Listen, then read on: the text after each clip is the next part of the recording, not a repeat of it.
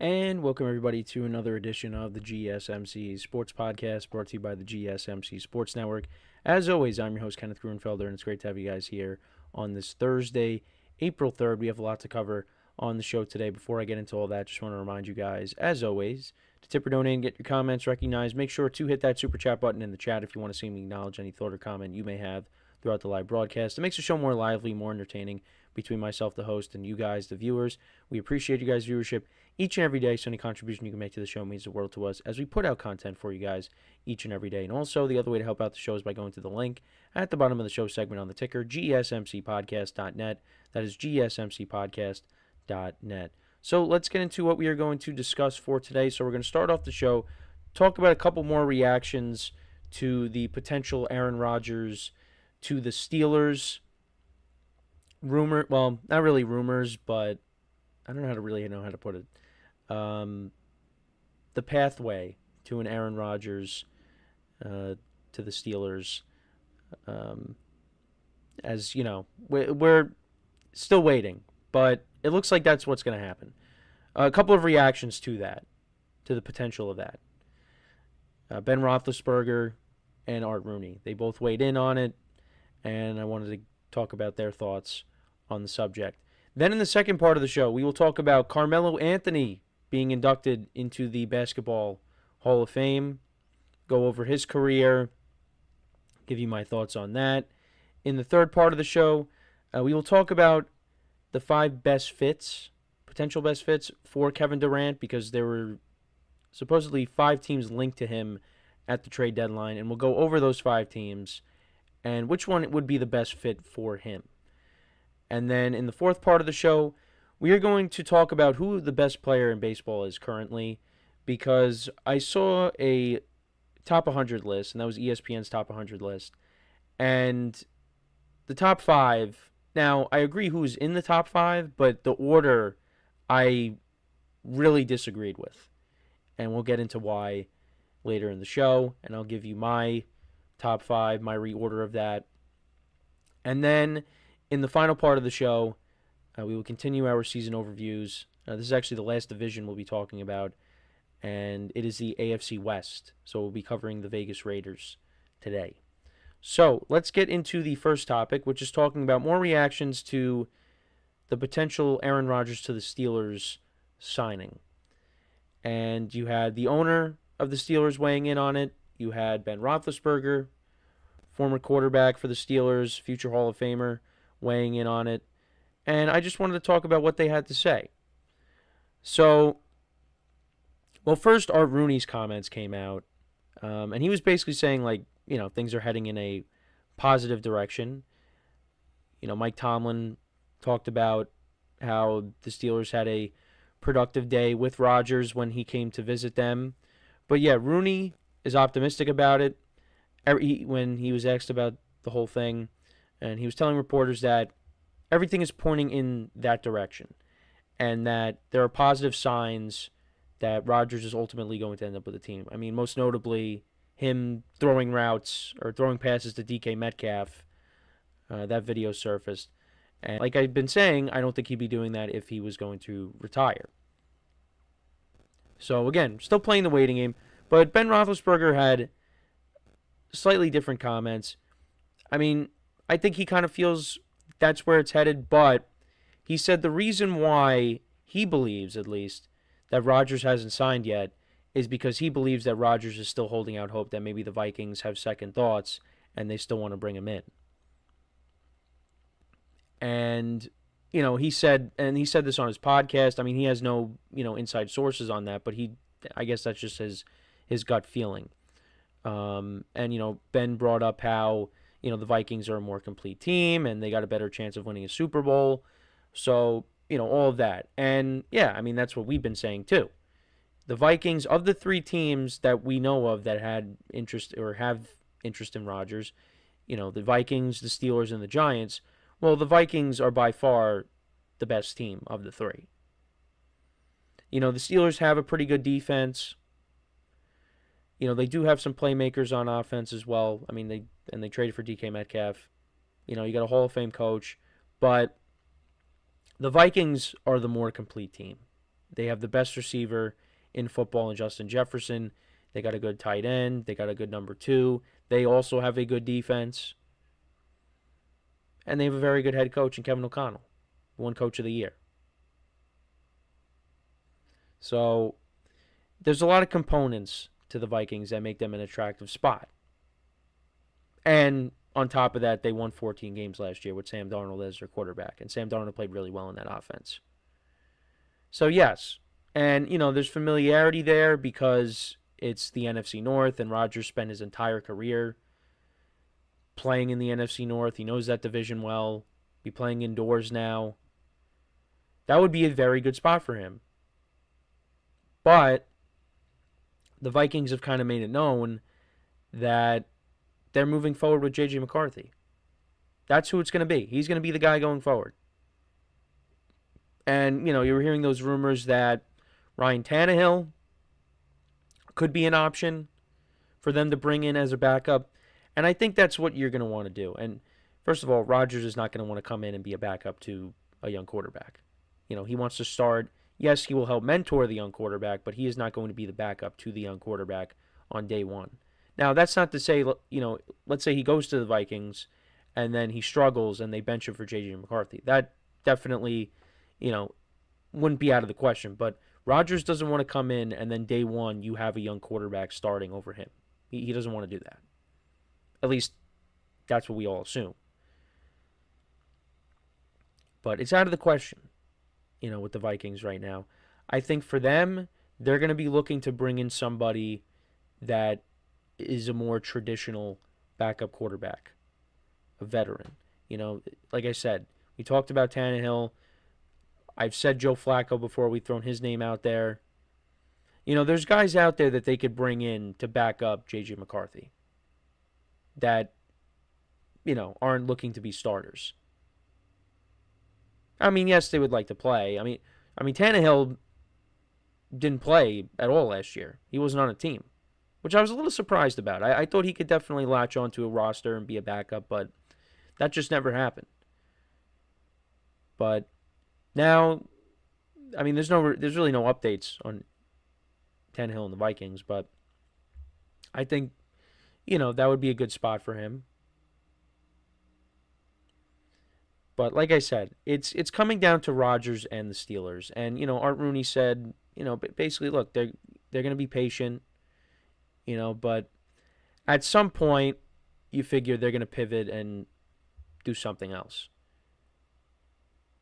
And the draft is coming up later this month. And the Steelers could be a team that does take a young quarterback. So, it's interesting how this is going to play out. Again, we hope it ends soon because, I know we were all impatient and we're sick and tired of waiting, but this is where we're at. So we just got to continue to wait it out and hope a decision comes soon. But, yeah, look, I don't know what Rodgers is waiting on. It might not be what Ben said, hoping that the Vikings come out of nowhere. It could just be in general he's waiting for maybe an injury to come about. Because I know people still float the idea of San Francisco. Well, that's not happening unless something happens with Brock Purdy. San Francisco would be an ideal spot. I know they did lose a lot of pieces this offseason, on defense, and, they traded away Deebo Samuel. There are people that are down on the 49ers, but I still think the 49ers can be a good team. I even heard on, TikTok someone say, their Super Bowl window, I think it was a TikTok, their Super Bowl window is closed. Might be a bit of a stretch. I don't think so. Because they still have a lot of players from, their last couple of runs.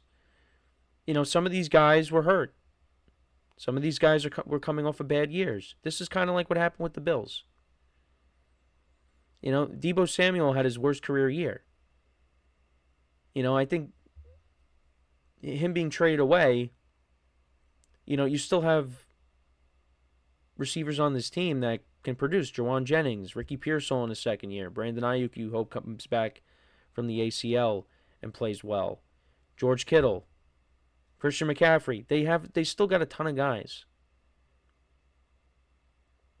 So I don't really agree with that. And of course you got Nick Bosa on the defensive side of the ball and Fred Warner as well. But yeah, no, they did lose a lot of guys, but I don't think their window just completely shut. I definitely think it's not as wide open as it was, but I don't think it's shut. But yeah, that would be a good spot for Rodgers.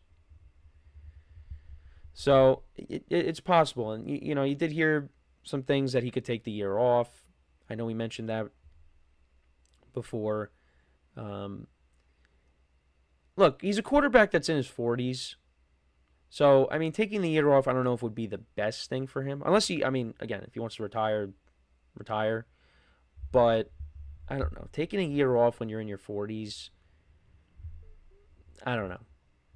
I mean, but if he did that and then he came back, went to a team and played well, then, that would shut me up. But I don't think that would be the best thing. I think it's either you play this year or you don't play at all. But again, that's just me. What do I know? But what do you guys know? What do you guys think?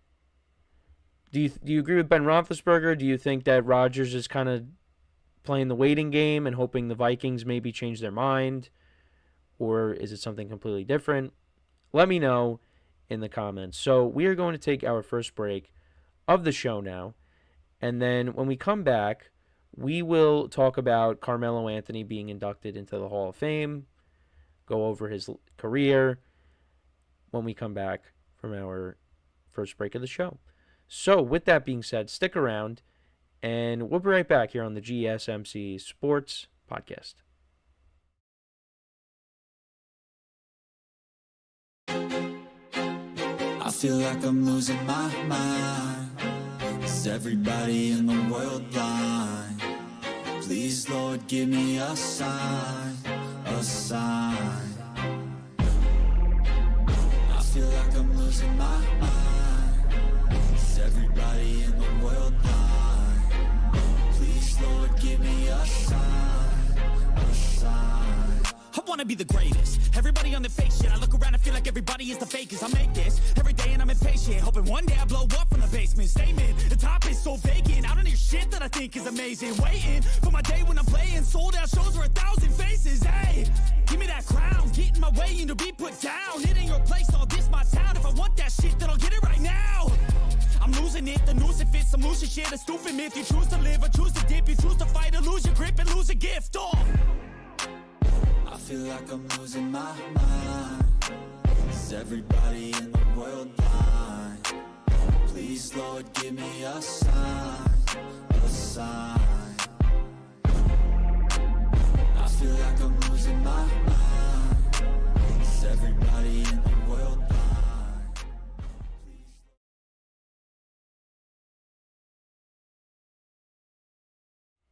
And we are back here on the GSMC Sports Podcast. And for the second part of the show, we are going to talk about Carmelo Anthony being inducted into the Hall of Fame. Before we get into that, we do have some breaking news.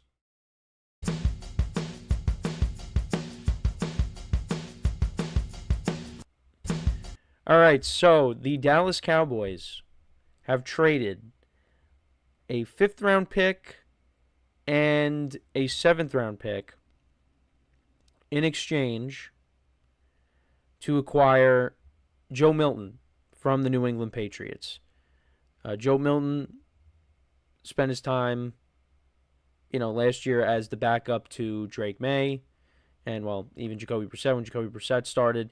And Joe Milton's kind of been floated around in trade rumors, and I guess he impressed people with his Week 17 or his Week 18 start against the Buffalo Bills, and now he's going to be going to the Cowboys, and he's going to be the backup. Now, what does that mean for Dak Prescott? I don't really think anything right now, but we definitely will touch upon that tomorrow. We'll talk about that, but just wanted to bring that up. So Joe Milton will be going to the Cowboys in exchange for a couple of draft picks. But let's get into Carmelo Anthony. Let's talk about Carmelo Anthony, shall we? So I know a lot of people that are Knicks fans are very happy about this. Just fans of the NBA in general are happy about this. So Carmelo Anthony getting into the Hall of Fame, had a very good career, 10-time All-Star. He was the scoring leader in the NBA back in 2013 with the Knicks, and that was when they won, I believe it was 54 games. And, that was the best season the Knicks had in years. Mike Woodson was the head coach, Amari Stoudemire, Tyson Chandler, Jason Kidd, Iman Shumpert, J.R. Smith. That was a good team. I think they were the 2 seed that year. And unfortunately for them, they got to the second round and lost to the Pacers, just like what happened with last year's Knicks team. They lost, only they lost in 7 games. I think Melo's Knicks, they lost in 5 games, I want to say. But that was a good Knicks team. And Melo, like I said, had a good year, was the NBA scoring leader that year. I think it came down to him and Kevin Durant. And he was also a 3-time Olympic gold medalist and won bronze with the U.S. men's basketball team. Was named to the NBA's 75th anniversary team in 2021. His last season was in 2022. He retired after playing with the Lakers. Yeah, he really bounced around after the Knicks. I think, because he got traded to the Thunder. He was with Portland for a little bit. He was with the Rockets for like a second. Actually, let's not forget, I think he also got traded to the Hawks, but they bought out his contract, so he never really got to play with the Hawks. And then he was with the Lakers. LeBron recruited him. But yeah, no, it was, he bounced around a little bit after New York. Anthony in the chat, what's going on? Hope all is well. He says, are you surprised that the Heat blew out the Celtics the way they did? So the Heat did win last night over the Celtics. I didn't see what the final score was, but we'll take a look at that really quickly.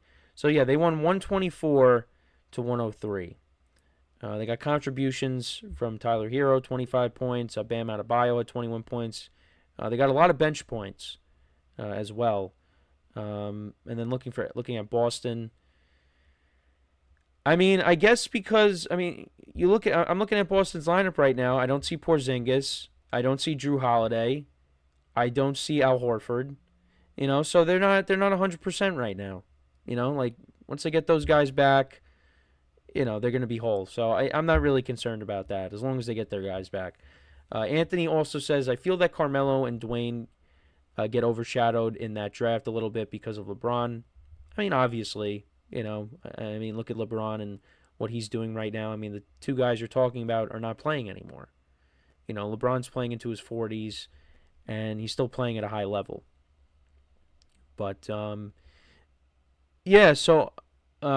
full class of 2025 will be announced at a ceremony during the NCAA Final Four on April 5th. So we will see who will also join Carmelo in that class. But yeah, 10-time All-Star, 2007, 2008. From 2010 to 2017 was an All-Star. He was an All-NBA, made the All-NBA team 6 times. Second team in 2010, 2013. Third team in 2006, 2007, 2009, 2012. Was the made the All-Rookie first team in 2004. And, also had a career high in points against the Charlotte Bobcats back in the day. That was on January 24th, 2014. The Knicks were not good that year, but that was a great game for Melo. And then his career at Syracuse, he was an NCAA champion in 2003, Final Four most outstanding player in 2003, consensus second-team All-American in 2003, National Freshman of the Year in 2003, and his number got retired by Syracuse. He was also the USA Basketball Male Athlete of the Year in 2006 and 2016. Gold medals won in 2008, 2012, 2016. That 2012 team, people talk about that being a team that could have rivaled the Dream Team because, you had Melo, you had LeBron, you had Kobe, you had Kevin Durant. That was a very good team. And I remember, when the year that 2K came out, I'm pretty sure I had to have played, against the CPU, against the Dream Team, or vice versa. I was, that USA team, and they were and the CPU I had as the Dream Team, or whatever it was. But, that was a very good team. They won a bronze medal in 2004. He's the USA Olympic team all-time leader in points, rebounds, and games played. I did not know that. But obviously he started out his career with the Nuggets. But yeah, he did bounce around in the later part of his career. And then Anthony in the chat says, I'll bring up a conversation they had on First Take. Who do you feel is a better shooting guard? James Harden or Dwayne Wade? That is tough. I mean, Harden I think is a better scorer. Dwayne Wade is a champion, and you got to give him respect there. Dwayne Wade, came up in the big moments, came through in the big moments, and obviously, it helps when you had LeBron there. I feel like James Harden could have had a ring had Chris Paul didn't get hurt in that series against the Rockets, or that series against the Warriors in the Western Conference Finals. It looked like they were going to win that, and then Chris Paul got hurt. Anthony also said, but Dwayne Wade has more championships than both LeBron and Carmelo, and yet he gets overshadowed. Does he have more championships? I don't think he has more championships than LeBron. Because he had one in 2006. That was with Shaq. And then he had the two with LeBron when he came over to the Heat. So that would be 3. And then LeBron has the 4th one with the Lakers. Well, no, he has the 3rd one with the Cavs and then the 4th with the Lakers. So Dwayne Wade doesn't have 4 rings. He's only got 3. But that's the one knock on that's the knock on Melo is, he doesn't have any rings. Yeah, no, and Anthony also says, but people forget Dwayne Wade won a championship with Shaq, who's already past his prime. Yeah, but that was the first ring he won, and then he won the back-to-back when LeBron came over to the Heat. So that's 3, and then LeBron has 4. He's got the 2 with the Heat, 1 with the Cavs, and then 1 with the Lakers. But yeah, Melo never got a championship, unfortunately. Never played in an Eastern Conference Finals either. I don't think played in the conference finals in general, because I don't know. Because we could go back and look at the Nuggets and Melo's career with the Nuggets. I mean, most people are going to know him from his Knicks days, but, can't forget that he, started out his career with Denver. But yeah, I mean, I don't think he went. Yeah, I don't think he went to a conference finals with them. But yeah, he played 8 years with the Nuggets. And, him coming over the Knicks was a big deal at the time because, you had Amari Stoudemire there. And, this was like, all right, are the Knicks back? Are they going to win something? Unfortunately, they didn't win anything. Like I said, 2013 was a great year for them. I mean, Melo won the scoring title, but, they didn't win. And then the team kind of, went on a downward spiral after that. I mean, when they brought in Derrick Rose and Joakim Noah, they drafted Kristaps Porzingis, and, Derrick Rose says they were a super team, but they were far from it. It was some rough years towards the end of Melo's Knicks career. And, yeah, it's unfortunate he wasn't able to win a ring. And I know this was brought up when I was listening to the Michael Kay show. There was that talk of, Melo not really liking someone taking the spotlight away from him, I guess, because, when Jeremy Lin bursted onto the scene, I remember that, Melo maybe was not too crazy about, him getting all the attention. And, after Linsanity, I mean, after the year of Linsanity, the Knicks did make the playoffs, and they got swept by the Heat, I think, or they won in 5 games that year. Jeremy Lin was gone. He was no longer on the team. So, I mean, who knows what would have happened. And Jeremy Lin bounced around the league, too. I mean, after the Knicks. I mean, he was with the Nets. He was with the Lakers. He was with the Warriors. He was with the Hornets. He was all over the place. He was with the Rockets. Yeah, he was all over the place. But Melo was a good Knick, and Melo was a good basketball player. I know some people maybe might say he's not a Hall of Famer again because no rings, but he had a good NBA career. And congratulations to him on being inducted into the Hall of Fame. Another member of the Banana Boat going to the Hall of Fame. So, yeah, and obviously LeBron will join them at some point. Chris Paul, you would imagine, is going to get in. Well, LeBron, of course, definitely. Congratulations to Melo on getting in. Well-deserved. Anthony also in the chat saying, for me, that bubble ring upsets me a little bit. If the Heat had won the ring in the bubble, people would have just glossed over it, saying it's not important, but because it's the Lakers, they're okay. And then he also said, this is what, honestly, I like about baseball and hockey a little bit to get into the Hall of Fame and World Series championship, and the Stanley Cup is not the priority, it's the stats. Yeah, I mean, Melo's got the stats. I mean, he made the Pro Bowl, the All-Star, made the All-Star team a lot, and they factor in the Olympic medals as well. So yeah, unfortunately wasn't able to be an NBA champion, but won the gold medal with the U.S. So yeah, no, again, well deserved for Carmelo. Let me know what you guys think though about Melo making the Hall of Fame in the comments. Before we go to break, just want to remind you guys, once again, to tip or donate, get your comments recognized. Make sure to hit that super chat button in the chat if you want to see me acknowledge any thought or comment you may have throughout the live broadcast. It makes the show more lively, more entertaining between myself, the host, and you guys, the viewers. We appreciate you guys' viewership each and every day, so any contribution you can make to the show means the world to us as we put out content for you guys each and every day. And also, the other way to help out the show is by going to the link at the bottom of the show segment on the ticker, GSMCPodcast.net. That is GSMCPodcast.net. So when we come back from our next break, we will get into talking about Kevin Durant.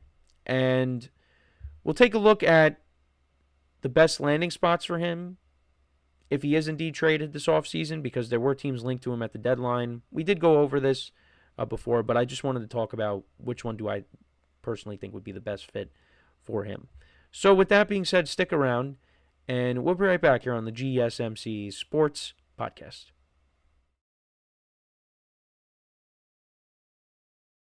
Looking for your daily fix of sports talk without having to pay for it? GSMC Sports Network is available on YouTube. Just search GSMC Sports Network. Get your fix of daily sports talk shows on YouTube, absolutely free. NFL, college football, NBA, MLB, MMA, UFC, fantasy football, and so much more.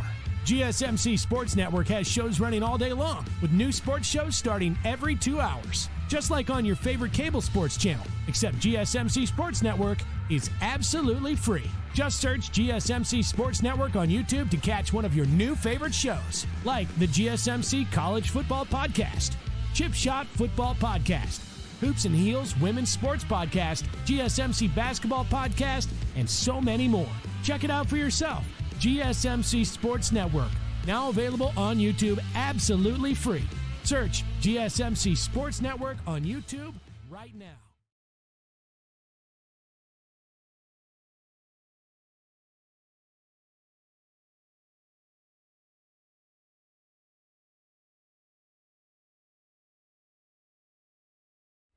All right, and we are back here on the GSMC Sports Podcast, and for the third part of the show, we are now going to talk about Kevin Durant.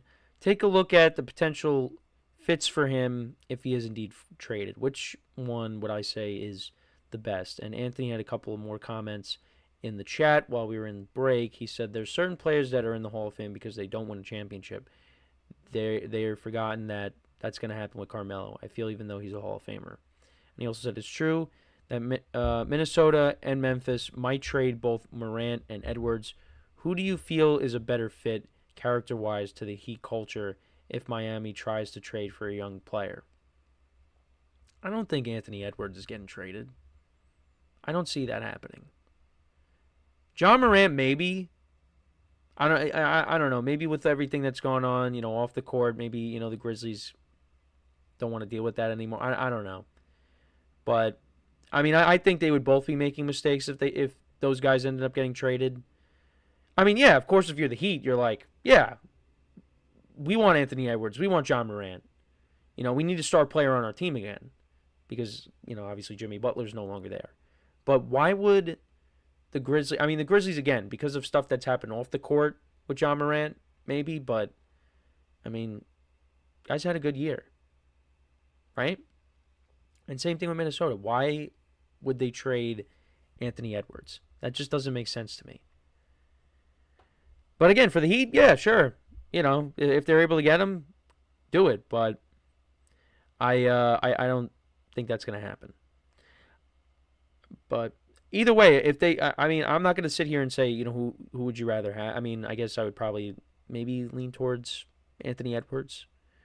But, if you're the Heat, if you have an opportunity to get at least one of those players, you try and do it. Now, I guess anything is possible because we saw Luka Doncic get traded, so, But let's talk about Kevin Durant. This is a player that the Heat could get. I could definitely see it happening. So, obviously, Kevin Durant was, involved in some trade talks during the trade deadline. The Suns were going to trade him. And it looked like he was going to go back to Golden State possibly, but Kevin Durant said, no, I don't want to go back to Golden State. And that ended up not happening. And the Golden State Warriors went out and they traded for Jimmy Butler instead. But the Suns and Durant are going to look and try and get a deal done. And find a team that would be willing to trade for him, which I think, yeah, there are definitely teams out there that want him. Now, the Heat could be a team, Anthony, if you're still there, because, they lost Jimmy Butler, and they don't have that star player anymore. You still got Bam Adebayo, and you got Tyler Hero, but you need another piece there. And I think Miami wouldn't be a bad spot for Kevin Durant. I think that could work well for them. And you got a good coach there, and Eric Spoelstra, who's been there forever. I think, and you're in the Eastern Conference. The Eastern Conference is not as strong as the Western Conference, which is why, obviously LeBron being with the Lakers, they did win a championship, but, and the Lakers and the brand and all that, but, the Western Conference is the tougher conference of the two. That's why LeBron was able to run it, when he went back to the Cavs and obviously when he was with the Heat as well. So, yeah, I would like the Heat as a possible spot for him. So, of the 5 teams, so you got the Heat, the Knicks, the Timberwolves, the Spurs, and the Rockets. Now, when talking about the Spurs and the Rockets, those are 2 young teams, right? The Rockets have had a very good year. Right now, they're the number 2 seed in the Western Conference. And, you could say it could be a bad thing because, bringing in Kevin Durant, how is that going to gel with the young players? Are they going to have to give up guys, key pieces to their team to get Durant? It's things like that. But, I think that would be a good spot for him. You got a guy that could still score. I think he only helps that team. Houston has control over the Suns' 2027 and 2029 first-round picks. So they could give those back to the Suns for Durant, I guess. But I see that they could also wait, in my notes, it's possible that maybe they wait on Devin Booker becoming available and they'd rather trade for him because Devin Booker is a younger player. The Spurs could be a possibility. That's a young team. Obviously you got a rising star in Victor Wembanyama. His season, unfortunately, got cut short due to the blood clot. But you get him back. You still got Chris Paul. They traded for De'Aaron Fox. Kevin Durant being there, that wouldn't be a bad spot for him either. The Timberwolves, also, that would be interesting, an interesting dynamic between him and Anthony Edwards. But I think that could also work as well. Anthony Edwards, another rising star. The one that I unfortunately don't think is a good fit, and many fans would agree on that. Now, had it have been, 2019 when they were pursuing him, I would have said sign him immediately, and they wanted to, but he obviously went to another team that plays in the same area almost, in the same state. And that is the New York Knicks as a possible destination. Now, I see the reason why I don't know if he would be a good fit is, they traded all those draft picks for Mikal Bridges, right? You got Karl Anthony Towns there. You got OG Anunoby, and you just signed him to a big deal, right? You got Josh Hart. I feel like there's not really a spot for Durant. Now, I think he would be an upgrade, if they were to trade for him. But I don't know. I just don't know where he fits. And, are you going to give up, one of these guys? I don't know if you can. That's why I don't think that's going to... It's not going to happen anyways, but I just don't know if that would be a fit right now. And obviously, that's Jalen Brunson's team. So, like I said, I mean, if this was, a few years ago, yeah, but now I don't see it. Anthony also says, what hurts the possibility of the Kevin Durant trade, though, is the only teams that are going to have enough cap space to even accommodate his contract, or bad teams, no playoff team wants that contract. That's also a good point. We could take a look at Durant's current deal.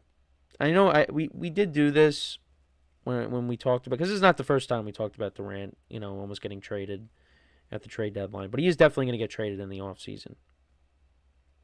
All right, so we'll take a look at the contract. So right now, his current deal, cap hit's $51 million. Next year, it's going to be $54 million. So, yeah, there's 2 years left on his current deal. Someone's going to take it at some point. And Durant is still a very good player. So he could still score. Obviously, the defense, it lacks a little bit. But, if Durant's putting up, 20-plus points a game, you'll live with it. And if your team's winning, especially, you'll live with it. So, and he, we talked about this. He probably did play his last game with the Suns, with him being hurt. Suns, I don't know if they're going to make the playoffs or the play-in. The Mavericks did pick up a win last night. Anthony Davis hit the game winner. They barely got by the Atlanta Hawks. They won 120-118. And the Mavericks actually got all their guys back. Derek Lively's back. Anthony Davis had 34 points. Gafford's back. So, they are almost whole. Had Kyrie not have torn his ACL, but unfortunately, that had to happen. And, but right now the Mavericks, they control that final play-in spot, I believe. No, the Kings do, my mistake. The Mavericks actually are at the 9. Suns right now, they're a game behind the Kings, so, there's still a chance they could make it. But I think with Durant being out, and they did lose to the Bucks the other night. Tomorrow they play the Celtics. They got a tough schedule. It could come down to that matchup against the Kings. And we did talk about this. Durant could be back by then, and maybe if it comes down to that, if they're tied, maybe the Suns could win and get in, and who knows what happens, but they would not go far, even if they somehow got past the play-in. Right now, actually, the amazing thing with the Grizzlies, I didn't realize this. The Grizzlies are all the way down to the 8. The 8th seed. The 8th seed. This is a team that not too long ago was holding the number 2 seed. But right now you have the Timberwolves, the Clippers, and the Grizzlies are all tied with the same record. So, I mean, that could change. And then they're all a half game behind the Warriors. Lakers actually jumped up to the 3. So, they've won 2 in a row now. It's a log jam in the Western Conference, but it is the better conference. I mean, you look at the Eastern Conference, you have 4 teams that have losing records between the 7th and the 10th seeds. The Heat actually have won 6 in a row. Looking at what they're doing right now. But, yeah, I mean, we're getting closer to the end, but and I did see, and I was looking through that, again, more reports from Shams of ESPN saying that, the Suns and Kevin Durant are going to try to figure out a trade, and we'll see where he ends up. But he is definitely getting traded, so he will be in a new uniform once again. And we did talk about how, in our production meeting, in the last couple of spots that he's gone to, the Nets and the Suns, they have just been major disappointments. I mean, the Suns at least, they had a chance. If Kevin Durant's foot was a little bit smaller and it wasn't on the line, Nets win that game. And who knows?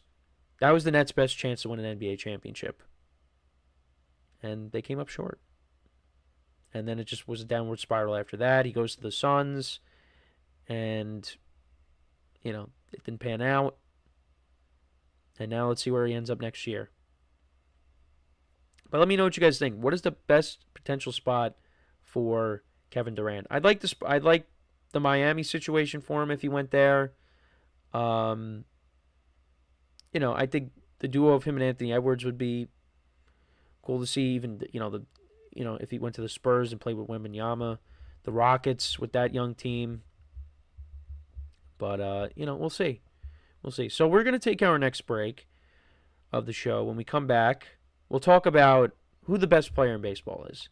Because, again, there was a list that came out that I disagreed with.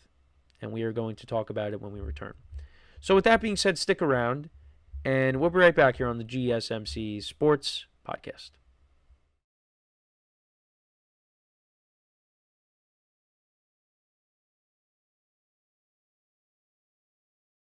For the best and latest podcasts available anywhere, go to the podcast app on your cell phone and type in GSMC to access free content-rich podcasts on health and wellness, book reviews, sports, entertainment, relationships, social media, movies, technology, finance, and even weird news. Subscribe and download the GSMC Podcast Network's family of shows, available everywhere podcasts are found.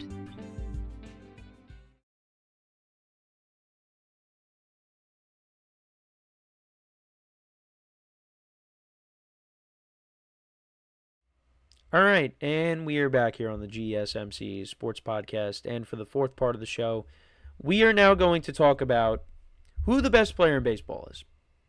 Because there was a list that ESPN dropped yesterday, and I strongly disagreed with the top 5. Not who is in the top 5, but the order of the top 5. So, here is the top 5. So at number 5, they have Paul Skeens. Okay. Going into his second season with the Pirates, I mean, he's going to be a Cy Young candidate. Already off to a great start. They put him at 5. But number 4, I can't even believe this. Number 4 is Aaron Judge. Now, you could say Yankee bias, Yankee bias, Yankee bias. Okay. But come on. I know the postseason was rough. But during the regular season, the guy is coming off of an MVP. This is his second MVP. Should have been his third. He hit 58 home runs last season. Batted over 300. Once again, reminded people that, when he's healthy, he is the best player. He is the best hitter in baseball. And you could say he's the best player in baseball right now because Ohtani's not pitching. How is he at 4? Now, no disrespect to Mookie Betts and Bobby Witt, but Aaron Judge should be ranked over them. And then you get to 1 and 2. All right, I mentioned Ohtani.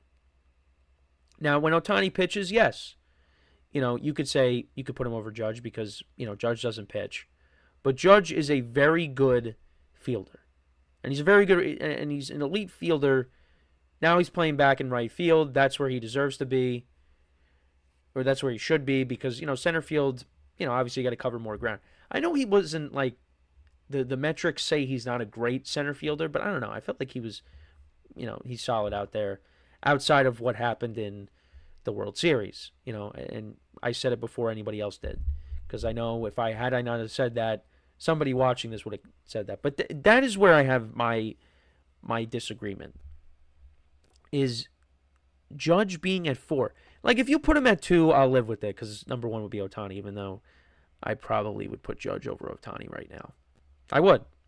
Let's see how Ohtani looks when he comes back to the mat when he gets back on the mound.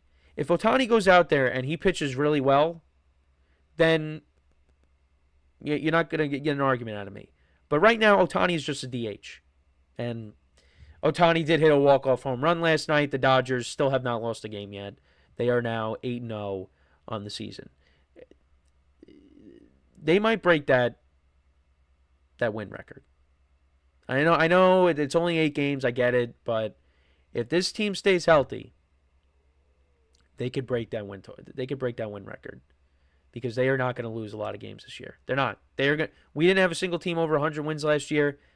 They will definitely have over 100 wins. Book it. Anthony says, did you see the interviews after the game with the Mets and the Marlins that both Soto and Lindor are calling for the Mets for an office and ownership to trade for Sandy? I did hear about that. I'd have to look into it more, but I did hear that there was some stuff going on. Because right now the Mets team pitching. They're starting pitching. Although their pitching actually, hasn't really been a problem so far this year. It's kind of been their offense, although, it's picked up these last couple of games because they played against the Marlins. But their pitching actually has been okay. Anthony says maybe the reason why they had Bobby Witt ahead of Judge, maybe the young age. Bobby's still 25. But Ohtani's 30. Ohtani's older than Bobby Witt. If you were ranking the best, young players in the league or something like that, that would make more sense. But Judge is older than Bobby Witt. Ohtani's older than Bobby Witt. It doesn't make sense to me. Now, Bobby Witt had a great year last year. He got a big contract for himself. Not a Juan Soto contract, but still. He was the runner-up to Aaron Judge last year for MVP. But I'm sorry. Aaron Judge has to be ranked over Mookie Betts and Bobby Witt. And then with Ohtani, I would still rank Judge over Ohtani right now because Ohtani's just a DH. But I could live with it. This is where I have a major problem. Now, how would I rank the top 5? I would put Judge at 1, Ohtani at 2. I then, when it comes down to Mookie Betts and Bobby Witt, that is a toss-up for me. Because Mookie is still a really good player, and, it's good to see that he's, and he had, the walk-off the other night. I don't like that he's playing shortstop, but that's what the Dodgers are doing. I mean, they could do whatever they want, basically. You know what? I actually would put Bobby Witt over Mookie right now, but I don't know. Maybe I'm off base.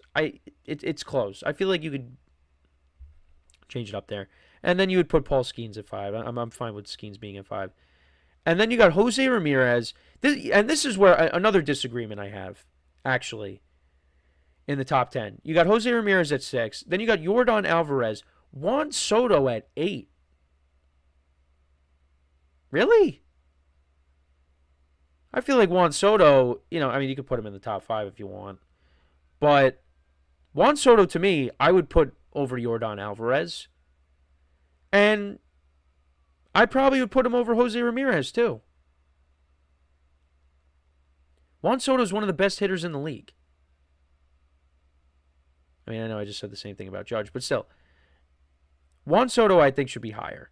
I don't think Yordan Alvarez should be ranked over Juan Soto. So I'd put Soto ahead of Alvarez. I'd probably put him ahead of Jose Ramirez. I mean, obviously you don't want to load up on the hitters in the top 5, but could put him over Skeens if you want. But yeah, Soto I think is low. I think you got to put him higher. Zach Wheeler and Tariq Skubal. I mean, Skubal did win the Cy Young last year. Zach Wheeler did finish in the second. Finished second, and he made his second All-Star team. I'd probably put Skubal over Zach Wheeler. So I have a slight disagreement there. Bryce Harper at 11. They have Freddie Freeman at 12. Vlad, Gunnar Henderson, Fernando Tatis, Lindor. Ellie De La Cruz has gotten off to a great start. I'd probably put Kyle Tucker over Corbin Carroll. They got Corbin Carroll ranked over Kyle Tucker. I'd probably put Kyle Tucker. Ronald Acuna at 20, I guess because, he's starting off the year hurt, but I'd probably put Acuna higher. Yeah, but my biggest disagreement with the list is Judge being ranked at 4. To me, Judge is the best player, and Judge has gotten off to a great start. I know the last couple of nights, he struck out a bunch of times against good pitching, but, hey, Diamondbacks are a good team, and I've been saying that, the Yankees were going to be in for a reality check with this series against the Diamondbacks. The Diamondbacks are a good team. They have a good pitching. They have a good lineup. Their bullpen has been good in this series. So, yeah, you got to tip your cap to them. But, it's going to happen. Anthony also says, what is one issue you see with the Dodgers when you say they're going to have 100 wins? Do you think the Dodgers break the record for the least amount of losses in the regular season or the most amount of wins? I really do think it's possible. The only way I see it not happening is if this team just gets ravaged by injuries. But, you look at the pitching depth that they have. I mean, Dustin May, he made his first start in, I think, 2 years, and he pitched well. You got him. Ohtani hasn't pitched yet. Kershaw is still there. And he's like the 8th starter, I guess. You got Yamamoto. You got Sasaki, who's going to get it going. Snell and Glass. Now, they have a ton of pitching depth in the rotation, in the bullpen. I mean, they could basically piece together a bullpen game because that's how deep this pitching staff is for this team. And then on top of that, you look at the lineup with Ohtani, with Freddie Freeman, who's, is banged up right now, but, it's not a long-term thing. He should be back soon. He's day-to-day right now. You got Mookie Betts, Teoscar Hernandez, Max Muncy came up big last night, hit a 2-run double to tie the game against the Braves, and then Ohtani, of course, walked it off in extras. Or was it the bottom? No, it was the bottom of the 9th. Sorry, it was the bottom of the 9th. But they just have a very deep team. And also Tommy Edman homered last night. And it's just going to be very hard to beat them. It is. Right now you got the Padres and the Diamondbacks. I mean, Diamondbacks got good pitching and a good lineup. Padres, same thing. They're going to lose at some point. And the Braves are playing the Dodgers at the wrong time right now because, well, I mean, they're playing the Padres and the Dodgers at the worst time because they're playing them back-to-back. And right now, they haven't picked up a win yet. Right now, the Braves are 0-7 because they've played against the Padres and the Dodgers. And all those teams are off tonight. Dodgers, next team they go up against is the Phillies, so that could be an interesting series. So you got Yamamoto against Jesus Luzardo. That's tomorrow night. Padres will be taking on the Cubs. The Cubs scored a bunch of runs against the A's. They had a good series, so they've bounced back after the tough start against the Dodgers. And then for the Braves, they will be taking on the Marlins. And the Marlins right now are 4-3. So the Braves are going to win a game at some point. But it's just tough right now for them. And no team, I think I saw that no team has ever made the playoffs after starting off 0-7. Well, we got a bunch of games left. So the Braves are going to wake up at some point. It's just, it was a tough start for them. So, But yeah, the Dodgers, they're not losing.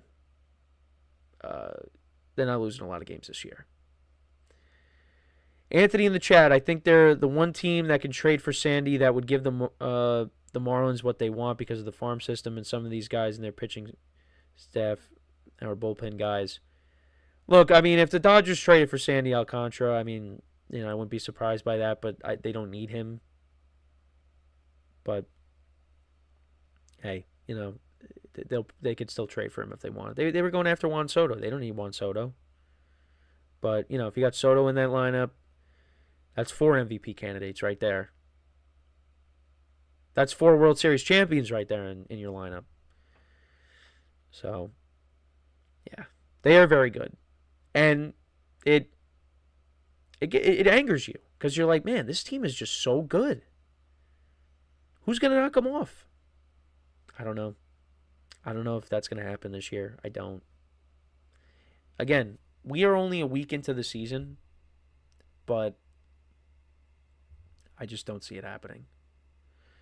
Do you think the Dodgers break the record for the lowest amount of losses in MLB history? I think it's like 18 or 19 losses, but I can't remember.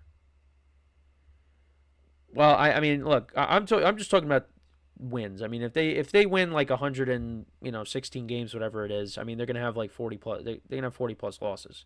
Like they will win a lot of games, but they're also gonna like it's not like in the NFL where you go undefeated, in a 18-game season now or a 17-game season, 18-week season. Sorry,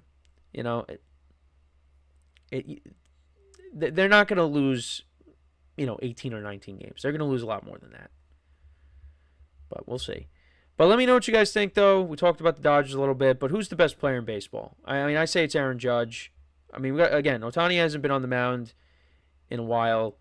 So, if he comes back and pitches really well, then, you're not going to get any argument out of me. But it's Aaron Judge. Aaron Judge is the best player in baseball. So we're going to take our final break of the show, and then when we come back, we'll talk about the Raiders and their season, what they've done in the offseason so far. So that is what we will get into when we come back from our final break of the show. So for one final time today, stick around, and we'll be right back here on the GSMC Sports Podcast.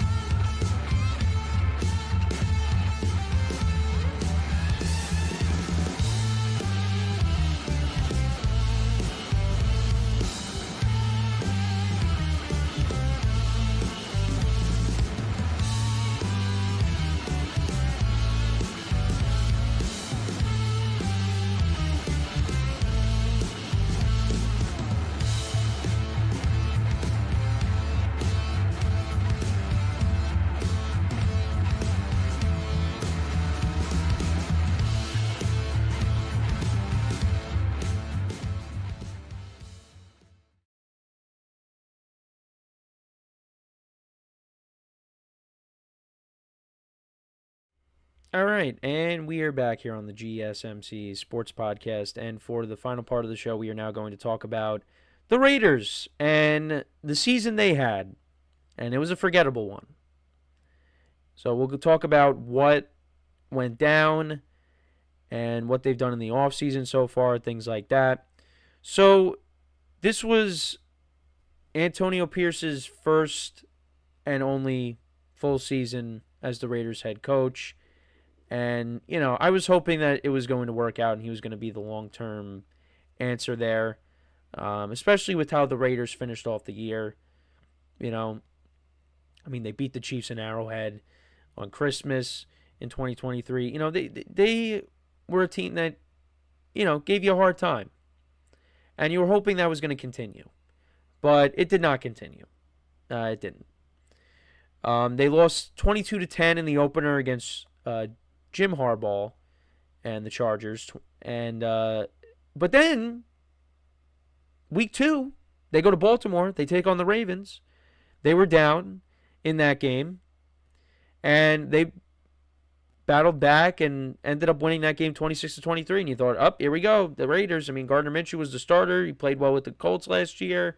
You know, this team is going to be might not win, might not finish with the winning record, but they will give you a hard time. However, the following week, they took on the Panthers, who made a quarterback change. They put in Andy Dalton and benched Bryce Young, and Andy Dalton played really well in that game. He threw for over 300 yards. He had 3 touchdowns, no interceptions, and Panthers ended up winning that game. But then the Raiders did bounce back. They ended up winning against the Browns because the Browns weren't very good last year. They won 20-16. Gardner Minshew was not great in that game. So they were 2-2. So, okay, not bad. But they proceeded to lose their next 10 games. Yeah. They lost to the Broncos. Patrick Surtain had a pick 6 in that game. Lost by a couple of scores there. Then the Steelers came in and, they ran the ball all over them with Najee Harris and Justin Fields. They ran the ball for almost 200 yards against them. Lost 32-13. They lost to the Rams by 1 score. They lost to the Chiefs by 1 score. Joe Burrow and the Bengals. Joe Burrow had 5 touchdowns against them. So they lost that game. They went into the bye week. They came out of the bye week. They lost to the Dolphins. They lost to the Broncos again. They lost that close game to the Chiefs. Aiden O'Connell actually played well in that game. Brock Bowers had a good game, and we'll talk about him more in a second. But they lost because, that was that bobbled snap. They didn't have time left, and, the Chiefs were able to come away with the win. Then they lost to the Buccaneers in Tampa. They lost to the Falcons, and, Kirk Cousins was not great in that game, but they had to start Desmond Ridder. But, yeah, they lost that. They did win 2 straight games. They beat the Jaguars at home, and then they beat the Saints in New Orleans 25-10. Spencer Rattler started that game. But then they lost to the Chargers 34-20, and they finished 4-13. And Antonio Pierce was relieved of his duties as the head coach.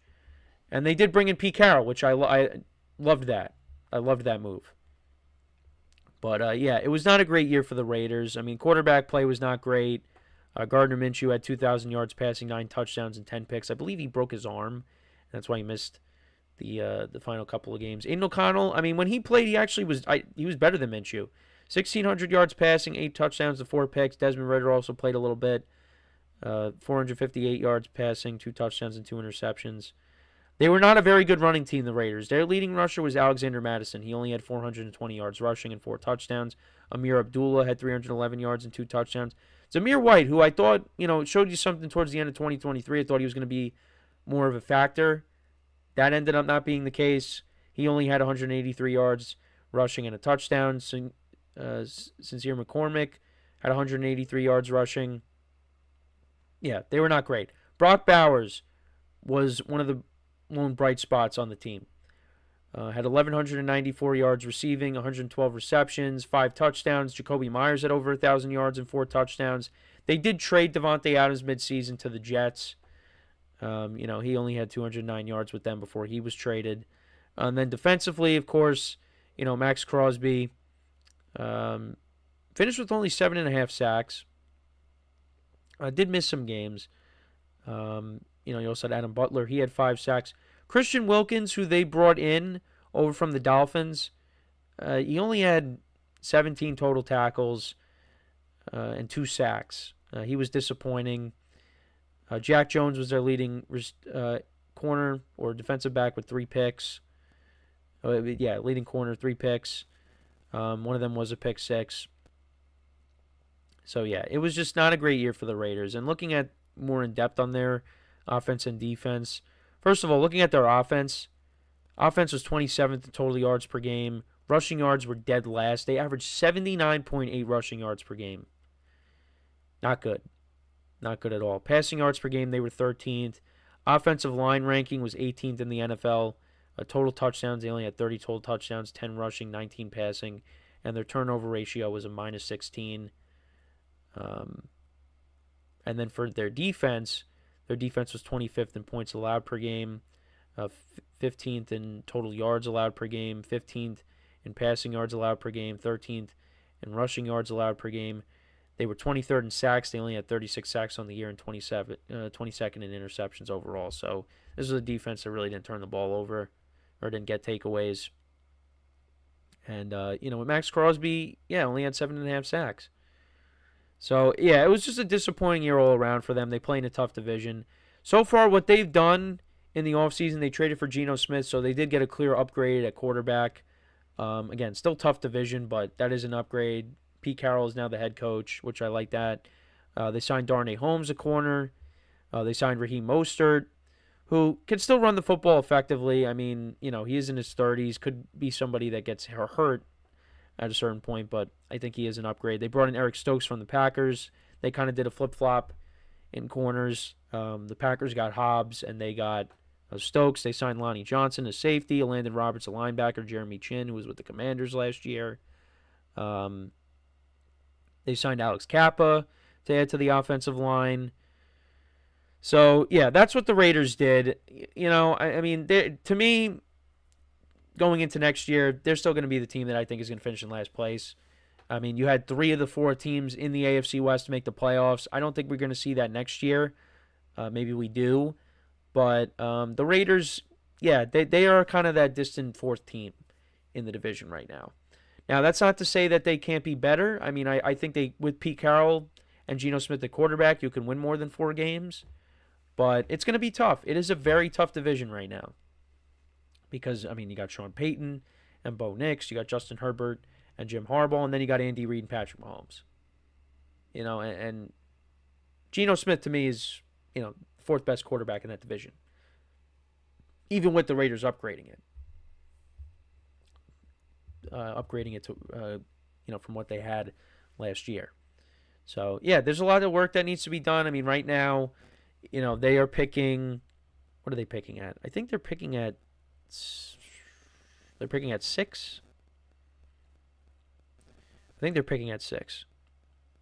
But they could do a lot of different things with that. I mean, they could go, add a player from the defense or to the defense. They could go offense. They were not a very good running team last year. I mean, I think you still need more weapons to add to that offense. That could be a team that you could see take a Tetero and McMillan. That could be a team that I think Ashton Genty could go there. I mean, Raheem Mostert's not going to be... I mean, Raheem Mostert you brought in to be a veteran presence, in the running back room. But I think Ashton Genty could go there. You could see that. I mean, Pete Carroll...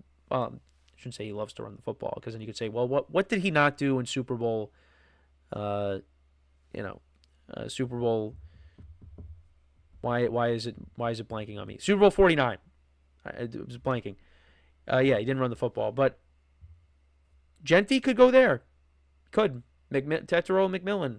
That could be a spot for him. Or could it be possible the Raiders, if they see Shedeur Sanders drop to them, would they take him? That's also a possibility, because the Raiders do need a quarterback. I don't think Geno Smith is the long-term answer. I think you need to have a future plan in place. But we'll have to wait and see. We will have to wait and see. But let me know what you guys think about the Raiders season. Actually, I wanted to bring up Brock Bowers again. I mean, like I said, he was one of the lone bright spots for them. He had a very good year. At least you have Brock Bowers, to build around on offense. But they need a lot more. They need some receivers. I mean, Jacoby Myers was good last year. Trey Tucker. But I think you need a true number 1 wide receiver. So, we'll see what they do. And running back is something they will definitely address. If they don't draft Genty with the 6th pick, they could still go out and address the position later in the draft, because it is a rich running back class from what we are hearing. So, So that's the Raiders. We got 3 more teams to cover: Broncos, Chargers, and Chiefs, and then that's it. And then I got to figure out what we're going to talk about in this segment. But yeah, that is pretty much it for the show for today. Thank you guys for tuning in. Make sure to check out all the other shows as well. Got some new guys just starting. On the basketball podcast, on the college football podcast, and I think it's the Dead Ball Sports podcast. Hold on, I gotta fact check myself really quick here. But yeah, make sure to check out their shows. Make sure to check out the football podcast, and the wrestling podcast, Down by Contact. I'm trying to see. It's a Dead Ball Sports podcast. That's what it is. All right, because I know we have a bunch of different podcasts with sports in them. So this is the generic sports podcast, the simple. But because Jeremy hosts one, Nolan, like I said, he's hosting the Dead Ball Sports. So yeah, make sure to check out their shows. Leave like, comment, subscribe to our YouTube channels. Make sure, even if when you're on the go, you could listen to us on Spotify or wherever else you get your podcasts from. And yeah, appreciate you guys tuning in. We'll be back again tomorrow, 10:30 a.m. Eastern Time. And until then, I'm Kenneth Grunfelder signing off from the GSMC Sports Podcast, brought to you by the GSMC Sports Network. Have a good day, and I will talk to you guys tomorrow. Take care.